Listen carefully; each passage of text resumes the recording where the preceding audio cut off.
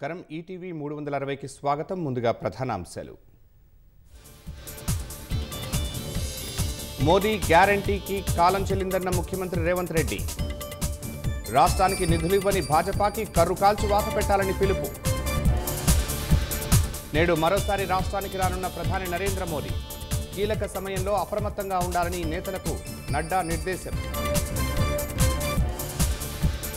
తన అరెస్టుకు ప్రధాని నరేంద్ర మోదీ కుట్ర పన్నారన్న కేసీఆర్. ఎక్కడా అవినీతి చేయనందునే వాళ్లకు దొరకలేదని వ్యాఖ్య.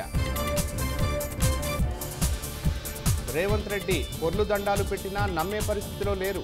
ఎన్నికలయ్యాక రాజకీయ అనిశ్చితి వస్తుందన్న కేసీఆర్. 93 నియోజకవర్గాల బరిలో 1351 మంది అభ్యర్థులు. కొనసాగుతున్న 3వ విడత లోక్సభ ఎన్నికల పోలింగ్. సిక్కు ఉగ్ర సంస్థల నుంచి 134 కోట్లు కేజ్రీవాల్ సేకరించారు. ఎన్ఐఏతో విచారణ చేయించాలని కేంద్రానికి ఎల్జీ సిఫార్సు. నీటిపారుదల శాఖకు చేరిన ఎన్డీఎస్ఏ మధ్యంతర నివేదిక.